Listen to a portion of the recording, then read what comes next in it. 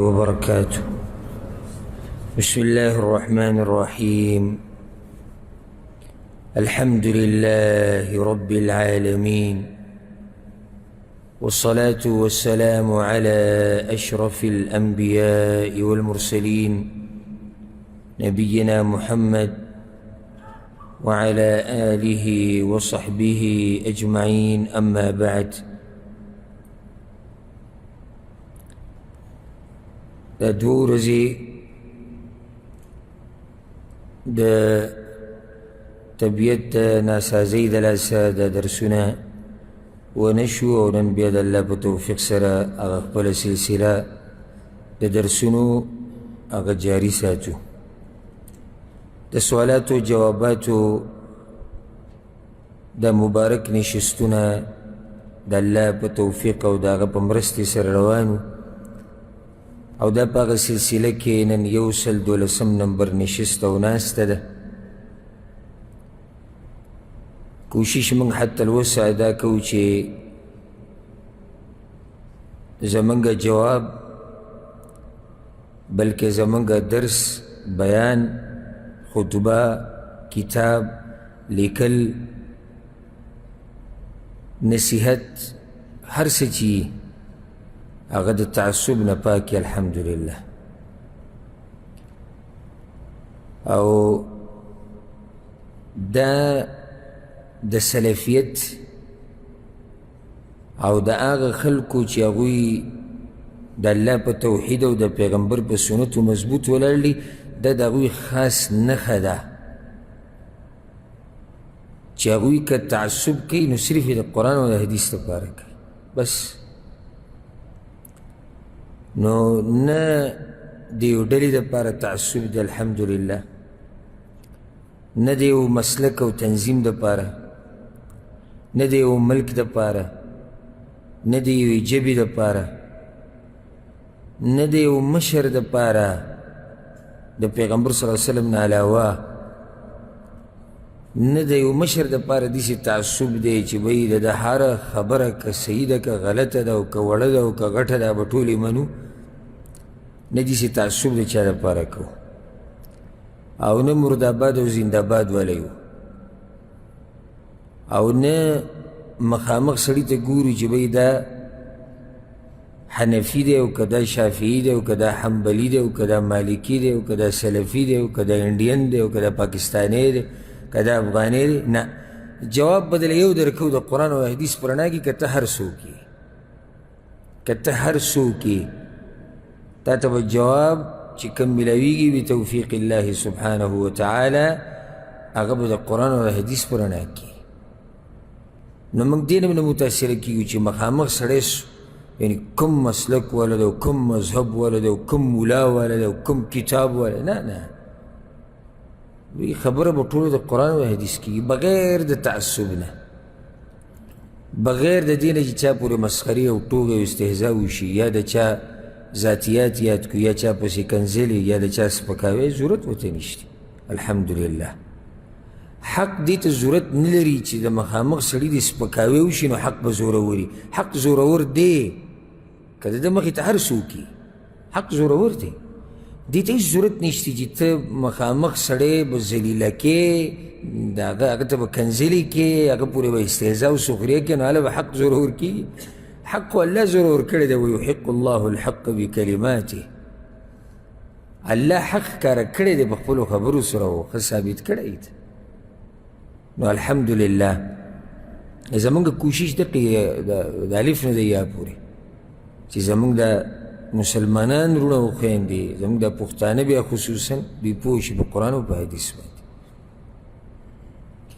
او د دې دپاره خو موږ دا درسونه د سوالاتو جواباتو د ناستې دا ټول همدغې دپاره روانې کړي دي چې امت پوه شي په قرآن او په حدیث باندې. په دې نشست کې د یو ورور سوال کړی دی چې زما یو ملګری یو جنۍ غوښته غواړي د داسې کورنۍ نه چې هغه کورنۍ زه ډېره ښه پېژنم. مشکل دا دی چې دې ملګري زه د دې نه خبر کړی یم چې د ده بچي نه کېږي، د یو علاج د لاسه څه بیماري و پرې راغلي د هغې د لاسه علاج کوو د هغه علاج د لاسې هغه بیماري نو خو الله ښه کړو خو اوس یې بچي نه کېږي او د دې نه زه ښه خبر یم او دی راته هم ویلي چې د دې اوس علاج نه کېږي ډېرو ډاکټرانو پسې لاړم خو دا مسله نه حل کېږي چې ستا بچي ډاکټري اصولو مطابق ستا بچي نه شي کېدی نو بیا ما پوه کړو چې نو اوس غلی شه سله ته بیا دې کورنۍ ته د جنۍ خبره کې او که کې ورته نو بیا ورته حقیقت ووایه چې ما کې دا بیماري شتې خو هغه زما خبره نه اوري او څو څو پیرې مې ورته دا نصیحت وکړو وایي چې نه زه دغه کور کې رشته کوم او دې خبرې کولو ته ضرورت هم نشته چې زما بچي نه کېږي سوال دا دی چې که زه غلی پاتې شم نو په ما باندې به څه ګناهي او که نه به وي ځکه چې دلته یو طرف ته زما ملګری بل طرف ته زه هغه کورنۍ هم پېژنم ګوره دی مؤمن الدین النصیحه پیغمبر صلی الله علیه وسلم وایي دین د خیرخواهۍ نوم دی ته اوس خیرخواه دی د دوی هم خیرخواه دی د ده هم خیرخواه دی نو جواب د دې سوال هغه دا دی اول خو دا خبره زده کول پکار چې د فقهاو په دې منځ کې په دې خبره کې اختلاف دی په خپل منځ کې چې دا بچي نه کېده دا په نکاح کې یو عیب ګڼلی کېږي او که نه او راجح قول دا د دلایلو په رڼا کې چې دا ښه صحیح عیب دی په نکاح کې ځکه چې بچي پیدا کېده دا د نکاح په مقاصدو کې یو لوی مقصد دی بچي پیدا کېده یو لوی مقصد دی د نکاح او چې بچي نه کېږي دا عیب دی امام ابن قیم رحمه الله دې باندې ښه تفصیلي خبره کړې ده او بیا هغه هم ترجیح دې له ورکړې ده ښایسته لنډه خبره دا ده چې هر هغه کار ګوره هر هغه کار چې د واده مقصد پې نه پوره کېږي او هر هغه څه چې د څه دپاره چې دا واده کېږي هغې ته به انسان نشي رسېدی د دې بیانول پکار دي او که بیان نه کو نو دوکې ورکړه او که چېرته داسې نکاح وکړی د ښځې سره او حقیقت یې ورته ونه وي او سبا له ښځې ته پته ولګېده نو د دې ښځې سره حق شتي چې دا د نکاح فسخ کړي ښځې سره دا حق شتي ځکه چې ده له دوکه ورکړې ده دا عیب یې پټ ساتلی او بیا بعضو معاصرین علماو لکه الشیخ ابن عثیمین رحمه الله داسې نورو محققین علما هم دې له ترجیح ورکړې ده چې د ښځې بچي نه کېده یا د نارینه دا ښه صحیح عیب دی نو چې چاته نه مخکې نه پته چې زما بچي نه کېږي یا د دې زنانه بچي نه کېږي نو دوی به ښه صفا خبره کوي او که دا پټوي نو دا بیا دوکه ده دې ورور ته موږ دا وایو چې ستا په دې ملګري دا لازم دي چې د هغه کور والا ته دا ووایي چې زه دا جنۍ غواړم خو ما کې ګوره دا مسله شتي که چېرته په دې سره یې مال راکوئ ډېره ښه ده واده دې ورسره وکړي او د هغوی مرضي ده او که چېرته ده دا خبره پټه کړه او هغوی ته یې ونه وي نو بیا دې دوکه ورکړه او هغوی وله جنۍ ورکړه واده وشو او سبا له جنۍ ته پته ولګي چې ده بچي نه کېږي او ده موږ سره دوکه کړې ده نو د جنۍ سره حق دی د نکاح د فسخ کولو او ماتولو دا د جنۍ حق دی شرعي دا خو د هغه د ملګري خبره د ورور مسله د ورور ته موږ دا وایو چې که چېرته ته په دې خپله خبره باندې یقیني رسېدلی او پوهه یې پې چې داسې ده چې دی بیمار دی او د ده بچي نه کېږي او علاج یې نه کېږي نو بیا په تا باندې لازم دي چې ته هغه کور والا خبر کړې دا خیرخواهي ده ګوره ښه ها داسې لازم نه دی چې ته دې خبر کړې چې وایي بچي یې نه کېږي اشارتن دې ورته داسې ووایي چې د دې هلک نه غلي شئ اشاره ده بس ختمه شوه د دې هلک نه غلي شئ که هغه وایي چې نه ولې غلی شو او اصرار کوي چې نه موږ ته حقیقت ووایو بیا ورته حقیقت بیانولی شي او چې دا ملګرتیا خرابه نه شي نو دا خبره دې پټه وکړي هغوی ته دې مو وایي چې هغه ته به نه وایي زما خبره هغه ته نه رسوو خو دا خیرخواهي ده دوکې کې خو نه راځي که نه ملګري سره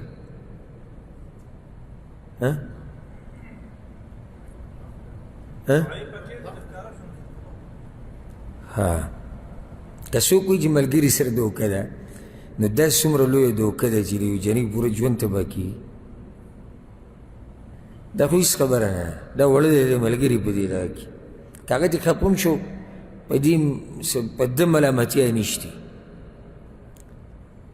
ګوره چې څوک د نه هم تپوس وکړي د یو هلک او د یو جنۍ په باره کې ښه صفا خبرې به کوې، ځکه چې پیغمبر صلی الله علیه وسلم وایي د چا نه چې نصیحت وغوښتی شي نو دی امانتګر دی، په امانت کې به بیا خیانت نه کوې.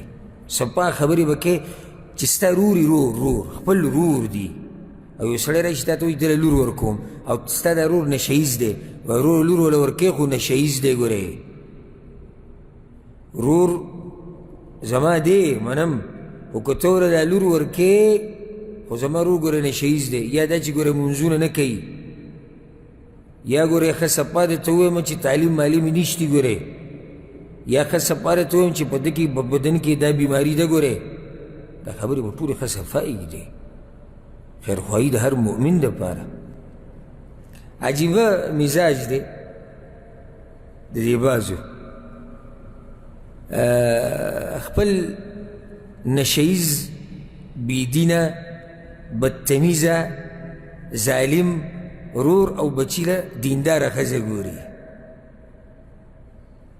دینداره، او چې سبق یې ویلی نو بیا خو ډېره ښه ده. ته د خپل مباره کې څه ته خو د خپل ته هم وګوره که دې څومره اوبه وکړې، ته خو یو پردۍ ماشومه یو جنۍ تباه کوې خو ته د خپل خو هم وګوره که ښه بیا خپله خور لور داسې سړي له ورکوې وایي نه نه لیونۍ یم هسې نشتي. خیرخواهي ډېره کمه شوې ده. مؤمن به داسې ښه صفا خبره به کوي چې وایي زما رور دی وګوره دا بیماري پکې شتي، دا مسله پکې شتي، دا زما زوی دی وګوره بېدینه دی. که صفا خبرې به کوې دې ته دین وایي. د پیغمبر صلی الله علیه وسلم خواله فاطمه بنت قیس رضی الله عنها راله، ګورئ نصیحت ته او خیرخواهي ته. وی یا رسول الله دوه کسان راغلي دي ما غواړي، یو معاویه رضی الله عنه او دویم ابو جهم رضی الله عنه، دا دواړه راغلي دي. نو مشوره یې اخیسته د پیغمبر صلی الله علیه وسلم نه تاسو څه وایئ؟ پیغمبر صلی الله علیه وسلم ورته هر چې معاویه دی نو فانه صعلوک، نو خو ځان له غریب سړی دی فقیر سړی دی مال ورسره نشته، دا خو حقیقت دا دی. فانه لا مال له، هغه سره ځان له مال نشته. هر چې ابو جهم دی نو فانه ضراب للنساء، هغه ګوره ښځې ډېرې وایي، مشهور دی په دې باندې. یو روایت کې راځي چې هغه امسا د اوږې نه نه کوزوي، لوړې همیشه به اوږئ. او یو معنی دا هم دی چې دې سفرونه ګوره ډېر کوي، کور کې ډېر وخت نه وي. ابو جهم اکثر ګوره بهري د اوس ګوره پیغمبر صلی الله علیه وسلم ښه صفا خبرې وکړي. معاویه ښه اوچت انسان دی، ابو جهم ښه اوچت انسانان دي، خو چې کومه مسله پکې ده هغه پکې ده.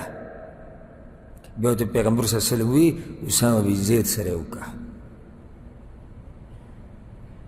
نو الله بیا زما په هغه نکاح کې لوی خیر واچو د اسامه بن زید رضی الله عنهما سره چې کله نکاح وشو. دا حدیث امام ابو داود هم راوړی، نورو کتابونو کې هم شي. دا مې صرف دې دپاره ذکر کړو چې یعنی په دې خبره کې به ښه حق بیانوي مخامخ که هر څوک. ښه بیا بله نو دا نه چې دا بل سړی ډز هلته ورسېد. ما پسې یو کس راغی یو ورځ ډېر عجیبه قصه را سره شوې.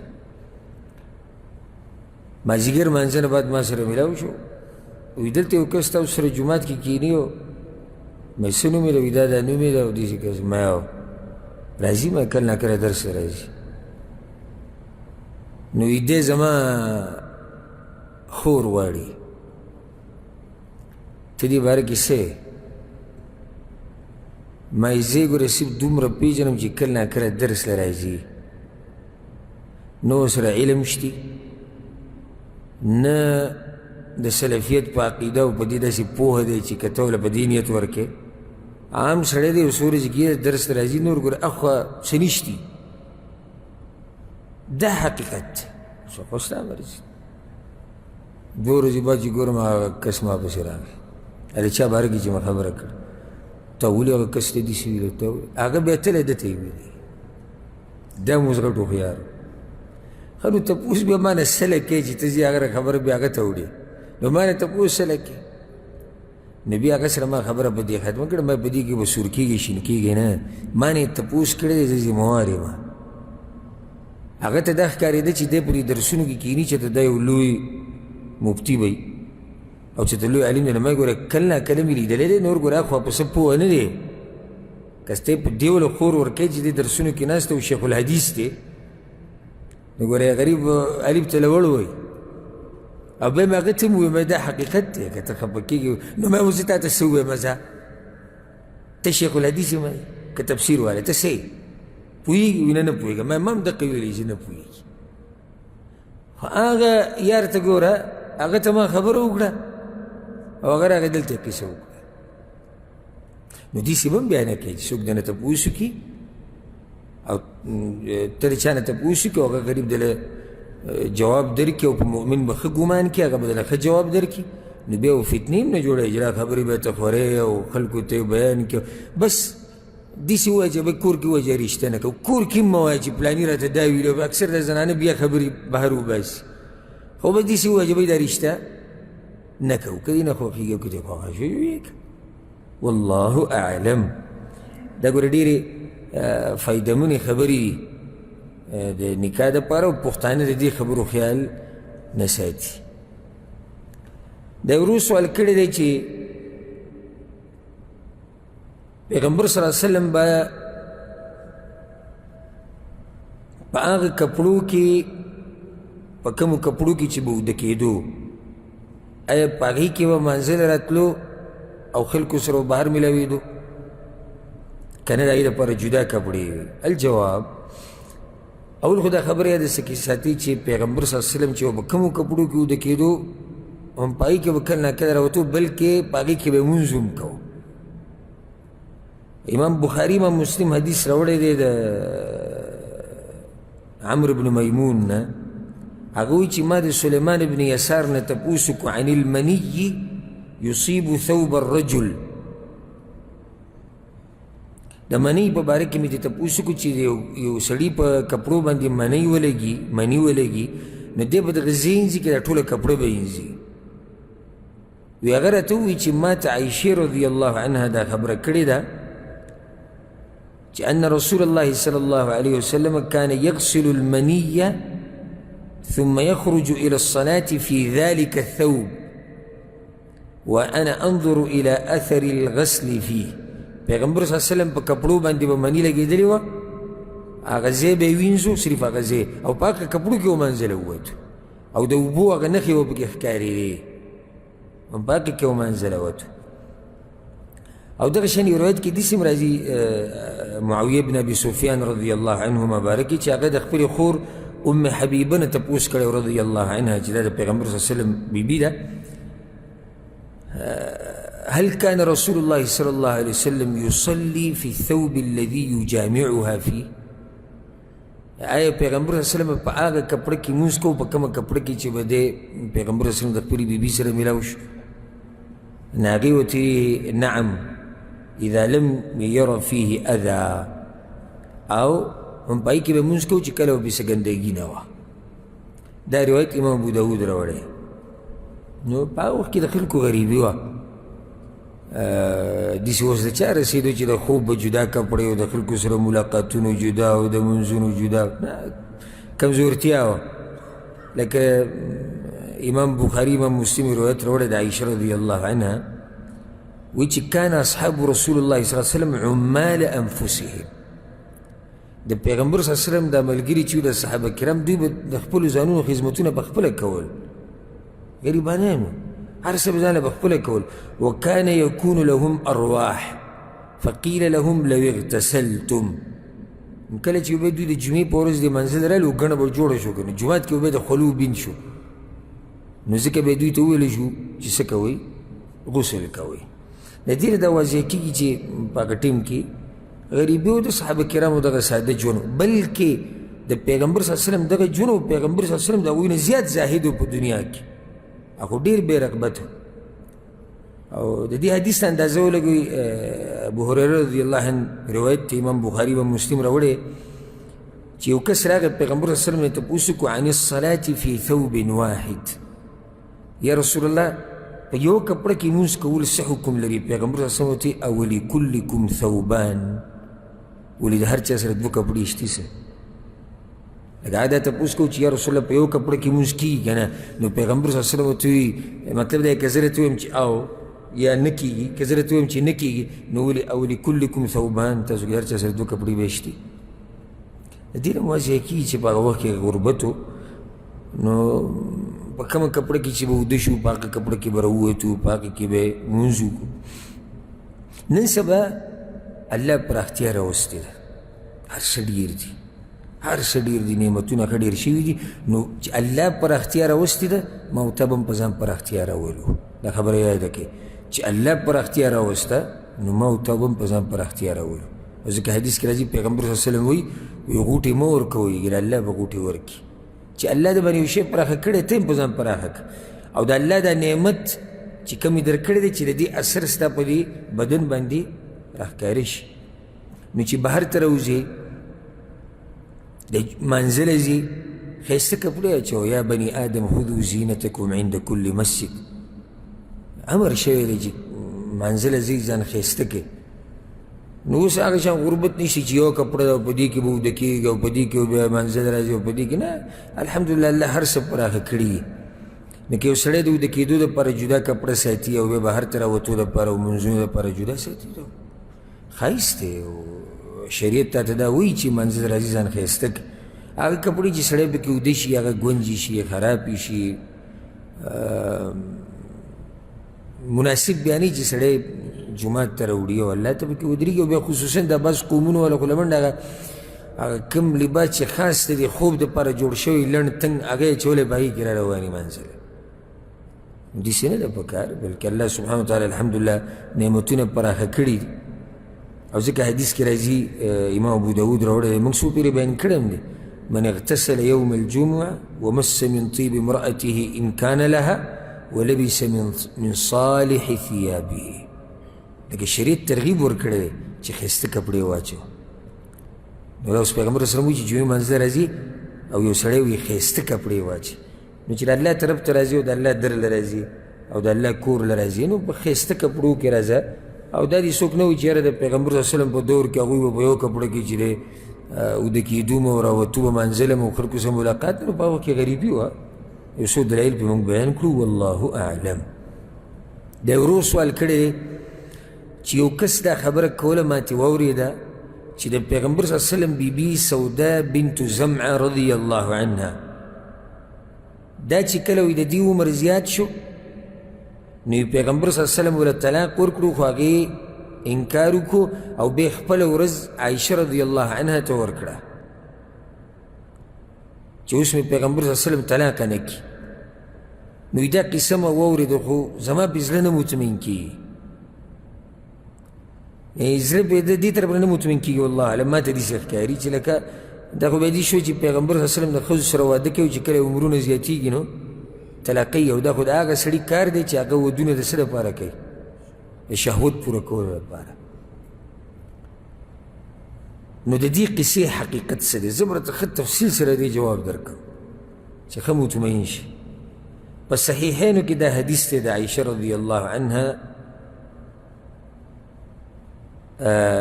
په صحیحینو کې دا حدیث دی چې سوده بنت زمعه رضی الله عنها د پیغمبر صلی الله علیه وسلم بیبي خپله شپه عایشه رضی الله عنها ته ورکړې وه.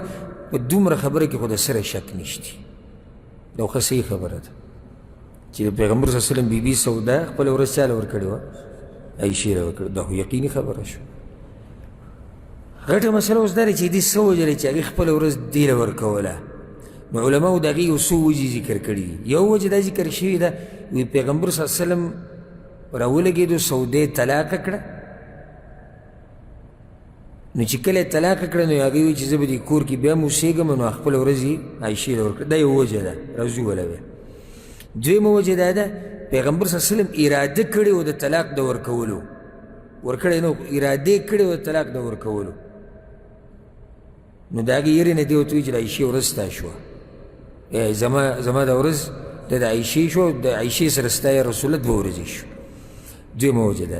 درېیمه وجه دا ده وی د هغې دا ګمان و د هغې د پیغمبر طرف نه څه نه دي شوي، د هغې دا ګمانو چې عمر مې زیات شوی دی کیدی شي پیغمبر راله طلاق راکړي او یا رسره مینه محبت کم شي نو بس هغه خپل حق یې هغه ورکو عایشه رضی الله عنها ته چې زه د پیغمبر صلی الله علیه وسلم سره پاتې شم په دنیا کې او په آخرت کې نو پیغمبر صلی الله علیه وسلم ته دغه خبره قبوله کړه چې صحیح چې ته خپل حق هغې ته وربخې صحیح شو څلورمه وجه دا ده وی هغې په خپل رضا باندې دا کار کړی دی د طلاق یېره پکې نه وه څنګه وی هغې چې کله ولیدو چې د پیغمبر صلی الله علیه وسلم په د عایشه باندې ډېر زیات مین دی نو غوښتې چې د پیغمبر صلی الله علیه وسلم د عایشې سره د ژوند ښه ډېر تېر کړي نو د ځان نه راولګېده دا خپله ورځ یې عایشې له ورکړه چې پیغمبر صلی الله علیه وسلم خوشحاله شي بس وي موږ خوشحاله یو دې کمرې ته دې هم نه راځي خو چې خوشحاله په دې کې دا اولنۍ خبره چې ده چې پیغمبر صلی الله علیه وسلم طلاق ورکړي نو هغې بیا ځکه دا کار وکړو دا خو کمزوره روایت دی دا خبره سیټ ته شوه هر چې بیا دا دی چې پیغمبر صلی الله علیه وسلم اراده د طلاق کړې وه چې طلاق ورکومه نو هغې دا کار وکړو دا په داسې صحیح حدیث کې او صریح حدیث کې نشتی بلکې څه د بعضو علماو خپل فهم دی بیان کړی دی پاتې دغه دوه خبرې دي او دا ښه صحیح خبرې دي دوه کومې وي چې پیغمبر صلی الله علیه وسلم خوشحاله شي دویمه هغه په خپل ځان په خپله ویرېده په خپله ویرېده او دا ګمان یې کو چې کیدی شي پیغمبر طلاق راکړي نو هغه ورځ یې عایشې راورکړه دا دوه خبرې صحیح دي او په دې دلیل دی امام ابو داود یو حدیث راوړی دی د عروه بن الزبیر هغه وی عایشې دا خبره کوله ګوره ولقد قالت سوده بنت زمعه حين اسنت وی کله چې د سعودي عمر زیات شو وی هغې دا خبره وکړه وفرقت ان یفارقها رسول الله صلی الله علیه وسلم او ویرېده چې کیدی شي پیغمبر رانه جدا شي دغه درېیمه وجه موږ ذکر کوو چې دا یېرېدلې ده پیغمبر څه نه دي ویلي وی چې یا رسول الله یومي لعائشه زما ورځ د عایشې دپاره شو فقبل ذلك رسول الله صلی الله علیه وسلم پیغمبر صلی الله علیه وسلم دا خبره قبوله کړه او دا دویمه وجه چې دویمه چې کوم موږ چې صحیح وجه ده هغه دا ده چې په صحیح بخاري کې دا روایت دی عائشه رضی الله عنها وی دم د عایشې روایت دی وغیر ان سوده بنت زمعه وهبت يومها وليلتها لعائشة زوج النبي صلى الله عليه وسلم وی سودی دا ورځ مال را کړې وه ولي تبتغي بذلك رضا رسول الله صلی الله علیه وسلم په دې سره پیغمبر راضي کوو چې هغه خوشحالی او د هغه د ژوند ښه تېرېږي دغه دوه خبرې پاتې شو چې یو خو هغې د خپله ورځ عایشې له د خپل طرف نه ورکړې دی چې پیغمبر صلی الله علیه وسلم خوشحالی دویم د هغې دا ګمان و لکه د ښځو دا سوچ هرې ښځې ته دا راځي چې خاوند را سره محبت کوي او که نه کوي اوس به بدرنګه شوې یم اوس به غټه شوې یم اوس به بوډۍ شوې یم اوس به داسې شوې یم دا خبرې د زنانو ذهن ته راځي د هغې ذهن ته هم دا خبرې راغلي چې عمر مې زیات شوی دی داسې نه لکه څه شوي نه دي خو د هغې یاره ده پیغمبر رانه جدا شي نو چې د پیغمبر سره دا ژوند په دې کور کې تېر کړم د مرګه پورې او په آخرت کې ورسره هم یو ځای یم نو هغې د لاسه خپله ورځ هغې عایشې له ورکړه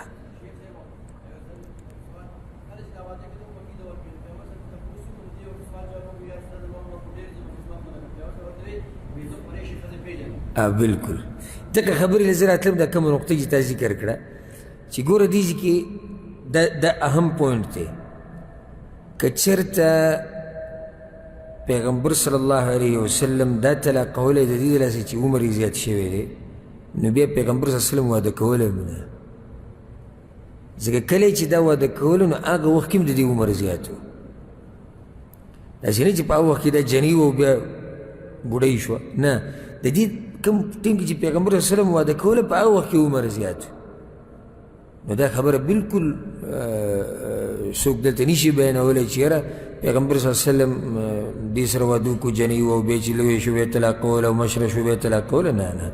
او پیغمبر صلی الله علیه وسلم داسې انسان نه و. او ځکه دلیل په دې باندې دا دی چې د پیغمبر صلی الله علیه وسلم ټولې بیبیانې کونډې دي سوای د عایشه رضی الله عنها.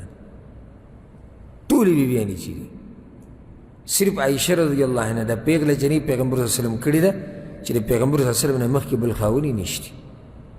نو که چېرته والعیاذ بالله د اسلام دشمنان چې څنګه وایي چې پیغمبر صلی الله علیه وسلم یو شهواني انسان و والعیاذ بالله، نو چې یو سړی د شهوت ته لاسه ودونه کوي نه په کونډو پسې ګرځي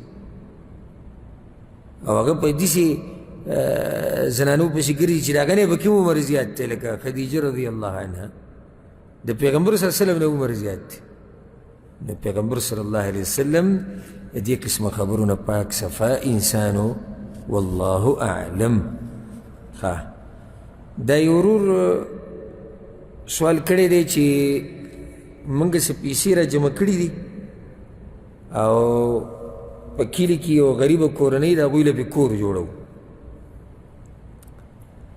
اوس هغه زنانه وایي چې خاونې نشتي بچي دي، وایي چې دغه پیسې موږ له راکوي او موږ پې ځان له په ښار کې یو کور په کرایي نیسو، پیسې موږ له راکوي. کومې پیسې چې تاسو را جمع کړي خلکو در کړي دا موږ له راکوي، موږ به پې ځان له په ښار کې کور په کرایي ونیسو، دلته موږ له ما جوړوئ. اوس موږ څه وکړو؟ دا پیسې ورکولی شو که نه؟ دا قسمه سوالونه چې موږ ته راشي دا زړه مو خوشحاله کېږي. الحمدلله امت کې ښه خیر شتي. یعنې نن سبا خو د دین هم لوی تجارت جوړ شوی دی، لوی تجارت. پلاني ځای کې غریب دی، هلته کونډه، هلته یتیم، او هېڅ پته نه لګي. مجهول ضرب مجهول او ضرب مجهول نتیجه سره وځي. هر څه مجهول، هر څه مجهول، هېڅ پته نه لګي. دې وروڼو پیسې را جمع کړي وي دې کورنۍ دپاره، کور وله جوړوي. هغه زنانه ورته وایي ما له کور مه جوړوئ، زه ښار کې ځان له کور په کرایي نیسم، دا پیسې ما له راکړي کومې چې تاسو د کور جوړولو دپاره راغستې. دا پیسې ول اوس ورکولی شو که نه؟ الجواب یاده کوي دا قاعده و قانون په ډېرو مسلو کې ورته اسانتیا پیدا شي.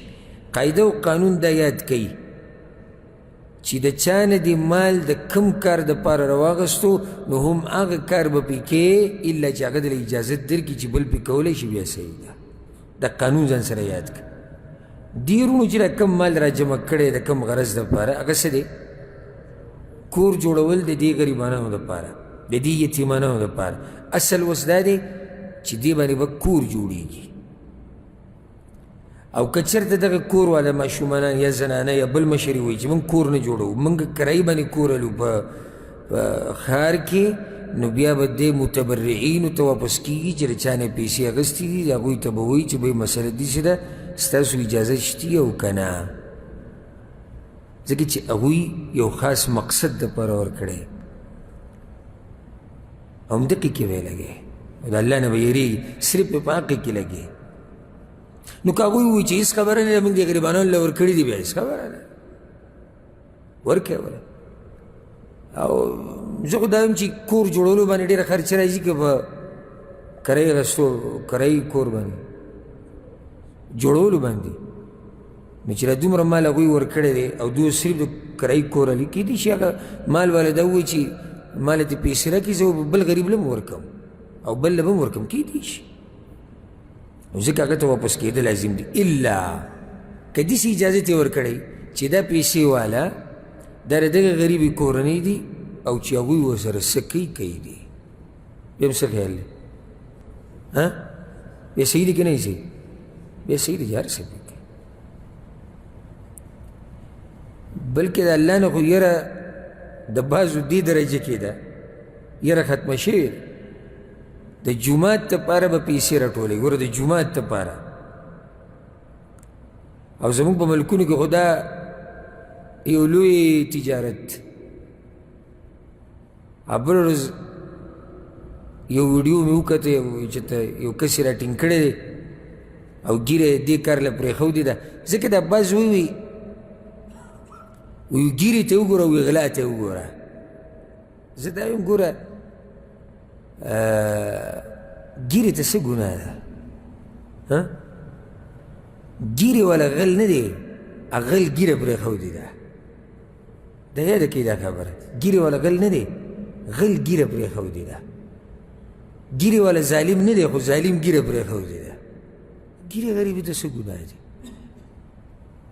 نو هغې رانیولی دی، نو هغه ظالم ځان سره ماشومانان چې د په کرایي رانیولي دي او جالي یو دغه یې جوړ کړی دی او په ګاډي سپیکر لګولی دی او یې چانده ده او جومات نه کسان په یکدم ورشي نو د ځوان زامن دي راټینګې کوي دي جومات څه نوم دی ته چې ولې چانده وړي هغه ته را جومات نوم نه وي.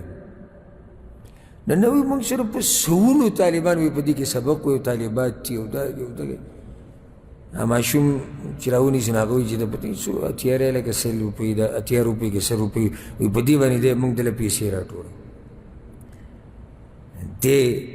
دی به مو اوس وایي چې زه مسلمان یم او د الله نه یېرېږم او ښه ښکلی رومیالي را اچولی دی په سر او ښه مزېداره ږیره او لکه چې له لرې نیولي ته به وایي چې بس دا که دی دقه دی او دې دپاره خاص موټر دې ته موټر څه شی دی چې یو سړی سهار نه ماښام پورې په کیلو کې ګرځي او دا راټولوي دې سړي ته موټر څه ګران دی؟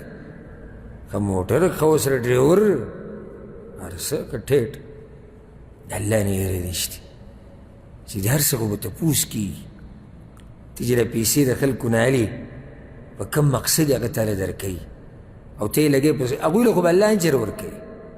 انما الاعمالو بالنیات، هغوی له خو به الله اجر ورکوي، د هغو خو کم مقصد چې د الله رضا الله به ترې راضي شي، خو ته به څه کې الله له به څه جواب ورکوي. نو بعض پکې څه کې د جومات دپاره به پیسې راټولې کړي او په هغې کې به پکې ځان له ګاډی هم والي. لکه ولې دا ګاډی وایي موږ چې به دې چاندو پسې ګرځو په دغه پسې د هغې ګاډی شو.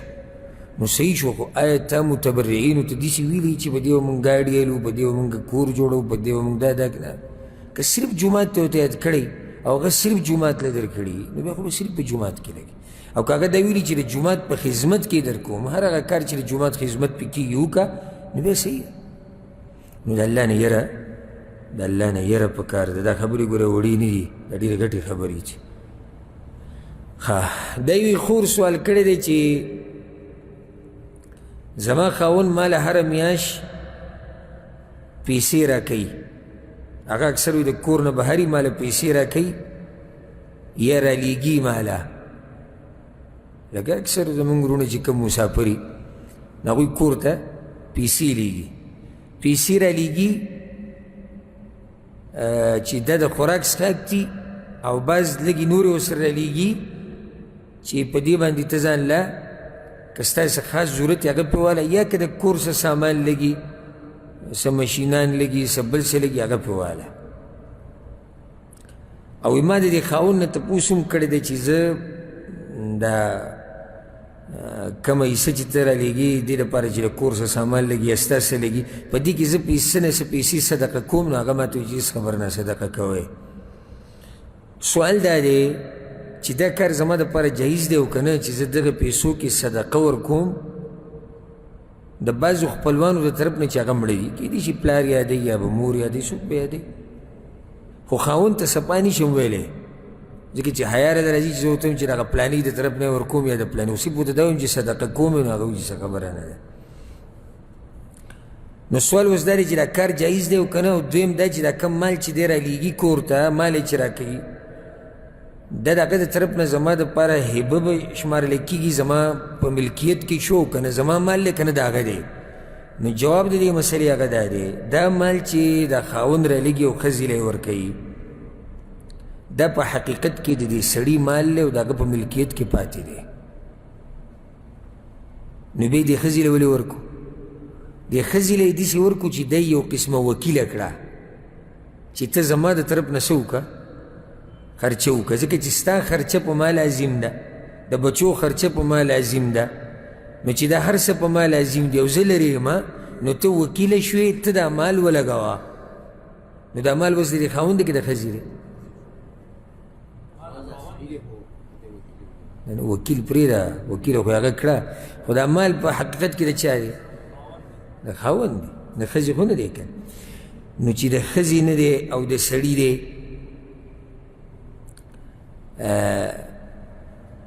بیا دلته دې نصیحت ته وږې پکار دي. هر هغه ښځه چې د خاوند مال ورسره وي، خرچې دپاره لرېږي، کور کې سامان دی، میلمنو دپاره، بیماري، هر څه دپاره، د دې مال حفاظت کول دا په دې ښځه باندې لازم دي. دا به د دې مال حفاظت کوي او دومره به ترې لګوي څومره چې د کور ضرورت وي، څومره چې د بچو ضرورت وي. په ځان لګوي هغه څه د ځان له والي چې کوم ته دې ضرورت وي، فالتو کارونه نه. او که چېرته صدقه ترې کوي نو د هغه وخته پورې نشي کولی چې څو پورې د خاوند نه اجازت نه اخیستل کړي چې مال د هغه دی. الا علما وایي که دومره صدقه کوي چې اجازت ته پکې ضرورت نه وي عرف کې، نو هغه هېڅ خبره نه. لکه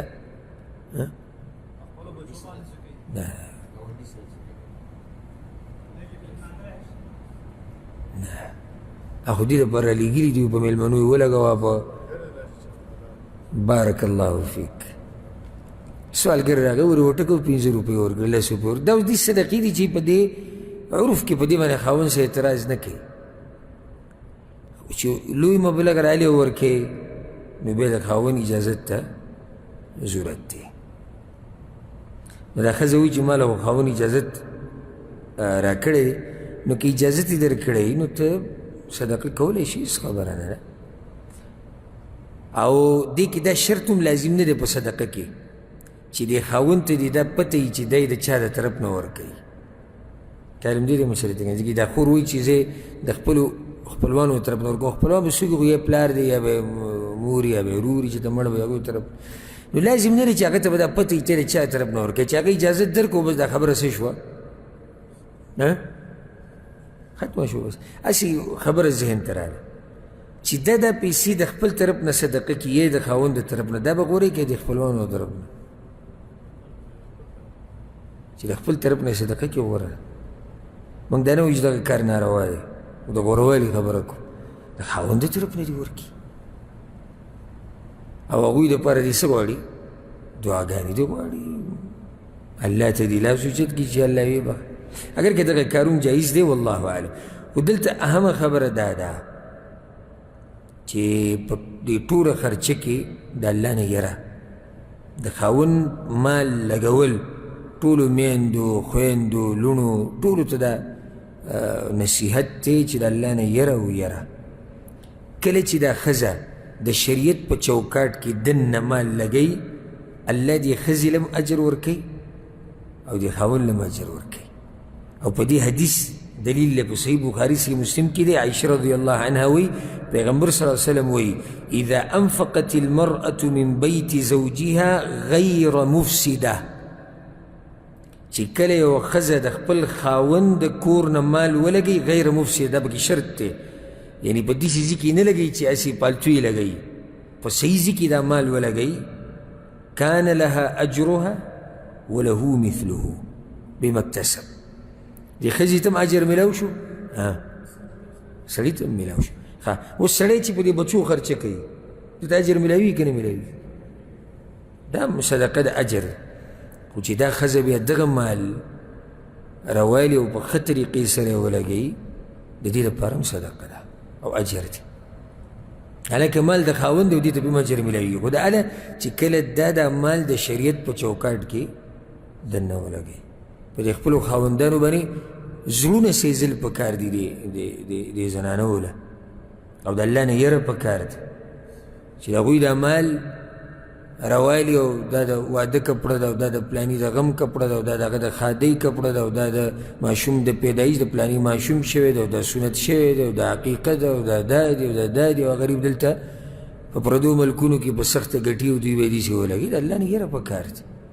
ها یو خبرې ته ضرورت دی، بلکل د ښځې په خاوند حق دی چې هغه به دغه ضرورت د دې پوره کوي چې طاقت یې.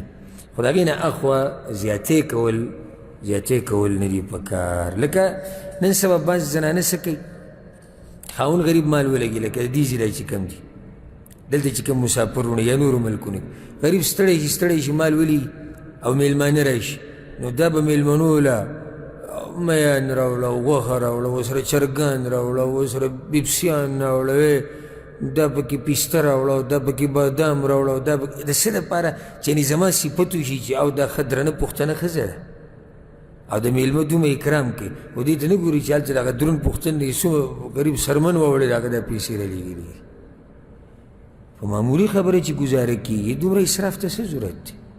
او خلک به څه وایي؟ خلک که هر څه وایي ته دې ته مه ګوره، ته دې ته ګورې چې د خاوند څه حال دی، هغه په قرضو کې ته ډوب کړي، هغه به بیمار شي دې سوچونو د لاسه، یو ورځ به ورته زړه اټیک وشي او ډېرو ته د زړه اټیک شوی دی، مسلې ورته ډېرې شوي دي، د بچو سبق دی، بیماریانې دي، او د کور کرایي ده او کور جوړول دی او کپیل دی او کمپني ده او مسافري ده او مور ده او پلار ده، اخر کې ورته هارټ اټیک وشي، غریب ته چا مړی ویسي. نو ښځې له پکار دی چې د خاوند نه غمونه کم کړي، مسلې د الله په توفیق سره ورته اسانې کړي، دا نه چې ښه ورته ګرانې کړي. او ځکه پیغمبر صلی الله علیه وسلم وایي د نیکې ښځې صفات پیغمبر صلی الله علیه وسلم ذکر کړي، یو دا ده چې وګورې ورته نو زړه به دې خوشحاله شي، چې ورته وګورې نو زړه به دې خوشحاله شي. دا کومې ښځې ته د سړي زړه خوشحالېږي چې ډېره ښایسته وي؟ خو نیکې ښځې علامت دی، خو څنګه نیکې تاسو بل طرف ته لاړې. دا موضوع څه ما روانه کړې ده او تاسو نو دا خو د نیکې ښځې صفت دی، دا نیک ټکی پکې مه وایئ، هغه پیغمبر د ښې ښځې صفت ذکر کړي. ګور هغه ښځې ته سړی خوشحالېږي چې ته ورننوځې او دا ستا نه غم کم کړي، نو ته بیا ستا زړه کېږي چې دې سره همیشه ناست او چې جاښې دله جوړوي، نو کېدای شي ته وایي چې یا الله بس بهر پروت وی د سره ورتلی ده، لکه چې ته څنګه ورننوځي چې کړپ چابي دې تاو کړه ورننوته، دا ماشوم پمپرې نشته او هغه پی ختم شوي دي او هغه هسپتال ته پلانې تله او هغه ګوره هغه دې رانه وړو دغه دې رانه وړو میلمانه دي او دا دي او دا هغه وایي چې دا له هر څه پرېږده چې کله ورننوځي د وړو لیست ورته کېږي، هغه مشري دا چل کړی کشري وهلی دی، هغه ورته کنځلې کړي، هغه نه دی تللی او هغه راغلی دی، لږ صبر وکړه چې دی لږ دمه شي، لږ ډډه ولګوي، ډوډۍ وخوري، اوبه وڅکي، ګولۍ خپلې وخوري، بیا د هغې نه بعد لیست کوله وکړه که نه. خو نو یو هغه ښځه دی چې ته ورننوځې کور ته او سلام واچوي، ته وعلیکم سلام او په خیر درته ووایي او واسکټ دنه راوالي او جورابې دله لرې کړي او بوټان دنه واخلي او بیا اوبه دله ډایرېک راوړي چې اول اوبه وڅکي او ځای درته د ناستې برابر کړی، دې شک نشي کومې ته به خوشحالېږي؟ د اولنۍ ته او چې څوک داسې جاخو کې خوشحال یا به د اولنۍ ته خوشحاله وي او چې څوک سکون او راحت غواړي او لازم دا دویم قسمه ښځه غواړي. نو الله سبحانه وتعالی زمونږ دا بیبیانې، زمونږ دا خویندې، لوڼه، الله دې ټولې په دې حقیقت پوه کړي او الله دې هغوی له طاقت ورکړي چې د خاوندانو خیال وساتي او الله دې هغوی له طاقت ورکړي چې د خاوندانو حقوق په ښه طریقې سره ادا کړي. دا یو ورور سوال کړی دی چې زه مالي حالاتو نه ډېر غریب انسان یم او کور کې مشر زوی زه یم او پلار زما پخوا وفات شوی دی او هېڅ د مال د راتلو څه لار نشتي کور ته، او ما په دې لږ ورځو کې کار وموندو ځان له د نږدې ورځو کې د یو قصابي سره په دکان کې کار کوم، خو هغه سړی دروغجن دی، هغه غوښه لږی ډېرې تلي او غوښه د یو شي هغه وایي دا د فلاني شي ده، او کله یو څه او زما کار وي هلته د دکان صفایي ده او غوښه وړه کول دي او راغسته دي او دا دي، نو شک کېږم چې دا کار به زما دپاره حلال وي او که حرام دی او زما بله څه لار د پیسو د ګټلو نشتي. الجواب دې کې شک نیسي چې دا رور اوس په لوی امتحان کې دی چې پلار د سړي نه یو ځوان هلک یو کار ورته نه میلاویږي او ټول کور او کورنۍ د الله نه بعد دته ناستي، نو دا امتحانونه په دنیا کې راځي. ولنبلونكم بشيء من الخوف والجوع ونقص من الأموال والأنفس والثمرات، لازم به امتحانونه راځي. نو د امتحان یو شکل نه دی، بعضو خلکو ماته وایي چې امتحان دې ته وایي چې یعنې خپل به دې مري، الله وایي چې امتحان به زه راولم د یرې په شکل کې، د لوږې په شکل کې، د غریبۍ په شکل کې، د مال د کمیدو په شکل کې، د نفسونو د کمیدو په شکل کې، یعنې خپلو خپلوانو کې به د نه څو کلم د میوې د کمیدو په شکل کې. وبشر الصابرین الله وی زیری ورکه صابره خلکو ته.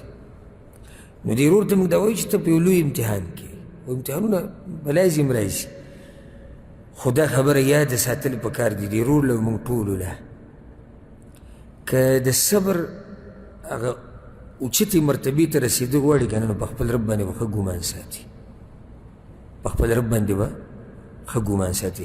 او ښه ګمان دا دی، یاده که دا خبره، ښه ګمان دا دی چې ستا رب چې تا د یو حرام کار نه منع کي، نو د هغې په ځای بدله د حلالو بې شماره دروازې کولاو کي. دا ګوره په خپل رب باندې ښه ګمان دی. کم خلک چې په خپل رب ښه ګمان نه ساتي، هغوی سره دا نظریه د عقیده نشته. ته ولې دلته کار کې دا خو حرام دی، نو خورم به څه؟ دی په خپل رب بدګمانه دی که نه دی؟ دی ته د خپل رب په باره کې څنګه دا سوچ کوي چې هغه ته منع کړی چې دا کار مه کوه دا حرام دی، او دغه رب به بیا ستا مرسته نه کوي چې ته کړې دا پرېږدې. په خپل رب ښه ګمان، ښه ګمان. ومن یتق الله یجعل له مخرجا، څوک چې د الله نه یېرېږي او په هغه ښه ګمان ساتي، الله به له یو لار پیدا کړي د سختو نه د وتو. ویرزقه من حیث لا یحتسب، د دې ځینه به د رزق ورکړي چې ده به ګمان کې هم نه راځي. بلکې یو حدیث ته بیانوم، ډېر ناشنا حدیث ته امام احمد راوړی چې یو صحابي وایي یو ورځ پیغمبر صلی الله علیه وسلم راغی، زما د لاسې ونیو، فجعل يعلمني مما علمه الله. نو د هغه علم نه ما ته څه خو کوم علم چې الله پیغمبر له ورکړی، نو یوې راته ده وښوه، یاده کړئ دا ښه، ویوې راته ده وښوه، انک لن تدع شیئا اتقاء الله عز وجل الا اعطاک الله خیرا منه. وی دا خبره یاده که ګورې، وی زما د لاسې نیولی به ماته وي چې دا ګوره یاده که که کله چې م ته یو شی پرېږدې د الله د یرې د لاسه، الله به دله د هغې نه غوره درکوي. دا خو واضح خبره، یعنې سړی په خپل دا ګمان نه ساتي. اوس ښه د نشې سامان خرڅول څه دي؟ حرام دي که حلال دي؟ حرام دي. یو سړی لګیا دی د نشې سامان خرڅوي، دوکان کې کار کوي په تنخواه باندې، ته دې ته سوچ وکړه ستا رب دا کار حرام کړی، نو چې ستا رب حرام کړی دی او ته یې پرېږدي، تا ته به د حلالو دروازې نه کولاوي چې ته دومره غیرت په هغه رب وکړې، نو هغه به ستا دپاره لارې نه کولاوي. خو چې ما ورته خو غیرت وکړو که نه، موږ ته خو چې معمولي پته ولګي چې تنخواه پکې کمیږي، یا د کمپنۍ نه وځم یا د دوکان نه وځم، بس بیا خبره تاوی را تاوی، نو بس څه وکړو نه څنګه. دې ځوان دې سوال ته، دې جذبې ته، دې دیندارۍ ته سلام چې دی له دا سوال کې په دومره غربت کې څوک دا سوالونه کوي هم نه. خلاصه څه ده؟ نصیحت دې ورور ته دا دی چې د دې دوکباز سره، د دې دروغجن سره، د دې قصابي سره کار ستا ناروا دی. ولې ناروا دی؟ د ده په مخ کې کېږي هر څه. او ګوره دا نصیحت زما که چېرته زما دا بیان دې قصابیانو ته او دې خلکو ته رسي، دا نصیحت زما دې ټولو ته عام دی. په دوی کې ګوره دوکهباز او دروغجن ډېر زیات دي، ډېر زیات. او بیا زموږ په ملکونو کې چې دي که نه، که ته دا سترګې لس راوباسې که نه، لس خلک وایي سترګې څلور کړي، څلور کړي نه، لسې کا، بیا د سره به کې هم دوکه کوي. داسې به د سر به د باندې وچورلی، ته به پوه هم نه شي. کور ته چې راشي تیلې کولاو کې ټول چربیانې به پرتې، حالانکې تا کتو ستا په مخ کې ورچولي. داسې ماهره دوکهباز وایي. دا په شتي به دغه وروڼو کې او څوک د ما نه خفه کېږي نه، که څوک قصابي نه، ټول یو شان نه دي. خو بیا هم ووایم ښه په دغه سره یې وایم یېرېږو نه چا نه، اکثر دروغجن دي، الله نه یېرېدونکي پکې لږ دي. تاسو وایئ خبره زما صحیح ده که غلطه ده؟ لکه تاسو سره چې د سره دا دوکې هلته نه شي، دا خو عامې کېږي. او برو به ناسي چې څوک ورته ښکاري، چې چاته ښکاري، نو اوسم دا درزو درزو به شي او به ور واچي.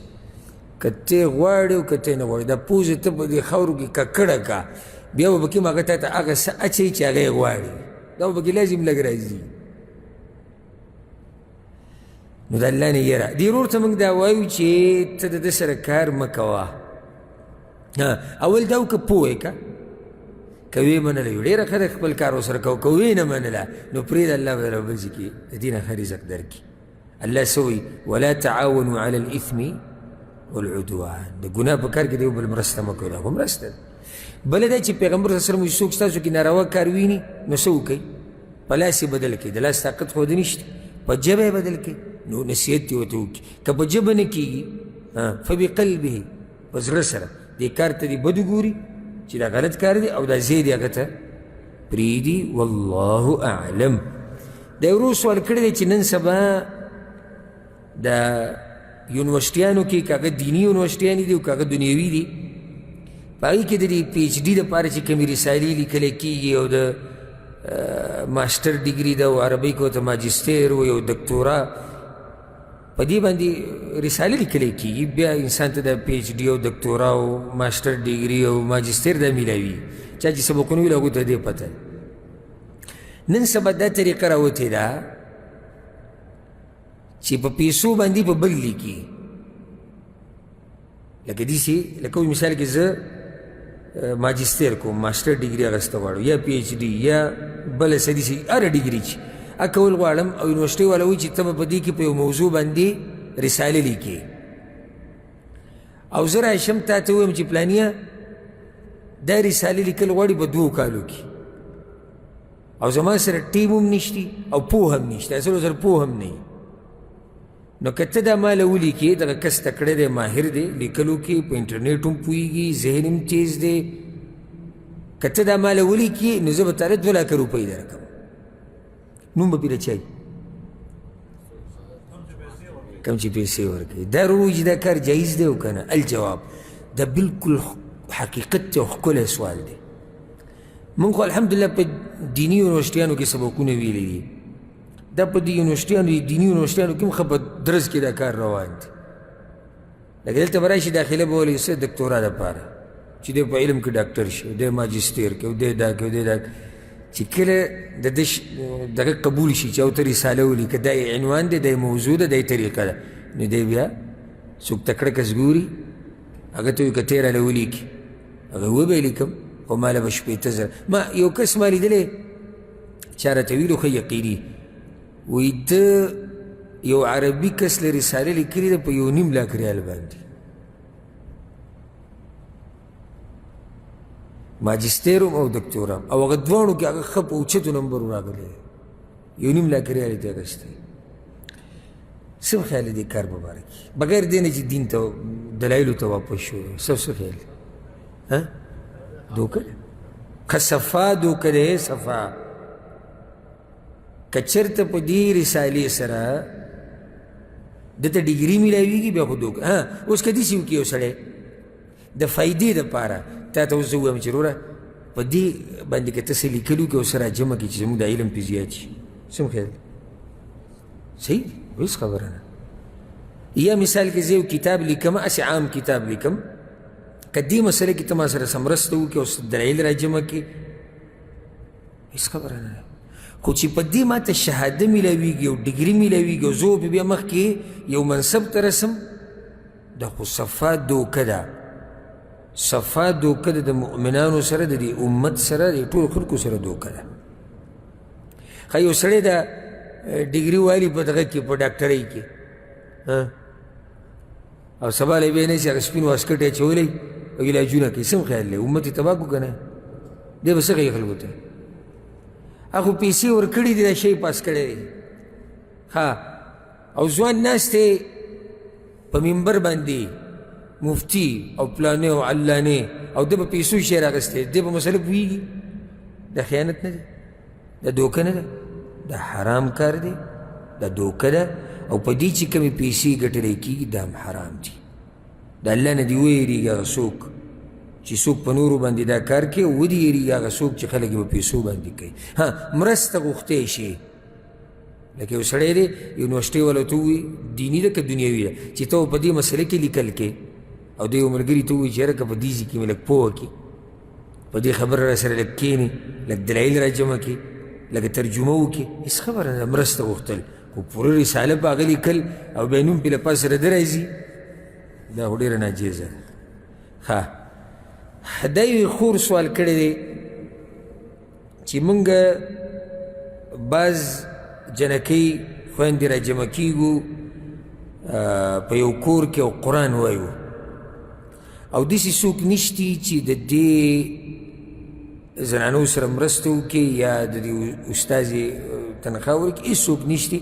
نو موږ داسې کار کړی دی چې په دې کمره کې یا کوم ځای کې چې موږ سبق وایو هلته موږ یو ډبی ایښودی دی، یو صندوق هم جوړ کړی دی او هره جنۍ په هغې کې د خپل وس مطابق پیسې ور اچوي. نو د میاشت په اخره کې هغه پیسې بیا چې څه ترې لګي او څه ضرورت وي په هغې کې ولګي. نو په هغې کې یو کار دا کېږي چې کومه جنۍ کومه طالبه په دې ټوله هفته کې یا میاشت کې ښه قرآن یاد کړی او ډېر یاد کړی نو هغې له پکې انعام هم ورکوو موږ. نو دا کار جایز دی او که نه ځکه چې پیسې د ټولو یا د بعضو نه راجمع کېږي او بیا میلاویږي یوې ته، دا کار به جایز وي او که نه. الجواب اول خو د دوی د شوق او جذبې ته چې انسان وګوري نو هغه خلک به څه وایي چې ښه تکړه نارینه او غټ پټ او هر څه سړی او د قرآن یو ټکی نشي یادولی. نو الله دې د دې خویندو حفاظت وکړي او الله دې ورله ښه طاقت ورکړي. د دوی دا کار چې دی د قمار کې نه راځي او نه ناروا دی. ما ته خو اولني دا خبره ذهن کې راځي چې د دې څومره جنکونه چې دا مال لا جمع کېږي نو اراده بنیادي نه ده چې په دې باندې به مراهنه او مغالبه کېږي او یو بل سره مقابله کېږي بیا به انعام میلاویږي. نه، بنیادي مقصد په دې سوال کې راغی چې څوک نشته چې د حلقاتو سره مرسته وکړي. نو دلته خو دا پیسې را جمع کېږي په دې نیت چې دا یو مرسته ده، د دې لپاره نه چې دا د مقابلې دي چې چا وګټل هغه ته ومیلاویږي. نو اولنۍ خبره خو دا شوه چې دا نیت بیا خبره بې کو صفا شو. ښه، که بالفرض په دې نیت شي چې دا پیسې موږ را جمع کوو او چې څوک تکړه و هغه ته ومیلاویږي نو بیا د علماو په دې مسله کې اختلاف دی او راجح قول دا دی والله اعلم چې دا کار جایز دی. ګوره شریعت تر دې نه منع کړی، لکه اوس مثال کې داسې به ووایو دوه ټیمان دي او دوه ګروپونه دي او دوی راشه میچ کوو او ټول به پیسې را جمع کړو ټول، او چې چا وګټلې پیسې به هغه اخلي. دا ناروا ده، دې کې خو شک نشته د دوی نه ولې را جمع کولی. ها که چېرته درېیم طرف یې کوي خو جدا مسله ده چې بارایي کس وایي چې بهی دلته به دا انعام وي، دلته به دا وي، دلته به دا وي، که هغه دنیوي لوبې دي که هغه دیني مسابقې دي هغوی که خو شک نشته چې هغه به هېڅ خبره نه چې نور محظورات پکې دی. خو دا خور هم دغې مسلې ته ګوري ځکه یې سوال کړی. ګوره حدیث کې دا راځي پیغمبر صلی الله علیه وسلم وایي، امام ابو داود امام ترمذي دا حدیث راوړی دی، لا سبق الا فی نصل او خف او حافر. سبق په عربۍ کې څه ته وایي؟ هغه مال ته چې مقابله کوونکی اخلي ویې ګټي. پیغمبر صلی الله علیه وسلم وایي دا نشتي نه دي روا مګر په درې لوبو کې غشي ویشته نشانه بازي چې ورته وایي په دې کې مقابله جایز ده، اوښان ځغلول او اسونه ځغلول. بس پیغمبر صلی الله علیه وسلم وایي دې دریو کې دا مسابقه جایز ده. ولې دې دریو کې جایز ده؟ ځکه چې جهاد دپاره پې امت ټرین کېږي او مضبوطېږي. نو بعضو علماو دا خبره کړې ده، بعضو علماو چې دا شرعي علوم هم دې کې دننه رالو. جهاد یوازې په دې خو نه کېږي چې غشی ویشتی شي، نه جهاد یوازې په دې کېږي چې دی صرف اس ته ځغلی یا اوښ ته ځغلی. بنیادي ضرورت څه ته دی؟ علم حاصلولو ته. نو په دې کې دننه وي دا هم راغله. نو دا علمي مقابلې چې کېږي درېیم ګړی پیسې ورکړي هغه خو د سوال ته ضرورت نشته. موږ سوال هله کوو چې ټولو دې حاضرو کسانو پیسې ورکړي دي یا بعضو ورکړي دي او میلاویږي بیا یو ته، نو دا کار څه دی؟ جایز دی. او د جواز فتوه د دې ډېرو محققینو علما ورکړي ده. مشهور پکې شیخ الاسلام ابن تیمیه رحمه الله دی او د هغه شاګرد امام ابن القیم رحمه الله، معاصرینو کې شیخ ابن عثیمین او د سعودي عرب چې کوم ګټ علما دي کمیټې د افتا ده هغوی هم دغه فتوه ورکړې ده چې دا قسم مقابلې جایز دي. اخرنی سوال به والو د یو ورور دا تپوس کړی دی چې د امام د منځه نه بعد دا مخ ولې راګرځوي مقتدیانو ته؟ په دې کې څه حکمت دی؟ الجواب په صحیح بخاري کې د روایت دی د سموره رضی الله عنه چې پیغمبر صلی الله علیه وسلم چې به کله مونځ ختم کو اقبل علینا بوجهه، د خپل مخ به مونږ ته راواړو. دا د پیغمبر صلی الله علیه وسلم طریقه وه. یو حدیث کې داسې راځي چې دا درې پیله استغفر الله استغفر الله استغفر الله اللهم انت السلام ومنک السلام تبارکت یا ذا الجلال والاکرام، دا به ووایي قبلې ته به مخ و، د دې نه بعد به مخ راړه، یعنی دومره به کېناستو قبلې ته به مخ و. تکبیر ویل کوم علما چې تکبیر یادوي الله اکبر استغفر الله استغفر الله استغفر الله اللهم انت السلام ومنک السلام تبارکت یا ذا الجلال والاکرام، او بیا مخ را وګرځو. دا د پیغمبر صلی الله علیه وسلم طریقه وه. خدایم طریقه وه، کله به په ښي طرف راګرځېدو او کله به په ګس. نو ځکه هم دې کې اختلاف جوړول نه دي پکار چې وایي دی به په ښي طرف راګرځي او دی به ګس، یا دا غوره یا دا غوره، نه ټول جایز دي. پیغمبر صلی الله علیه وسلم ثابته.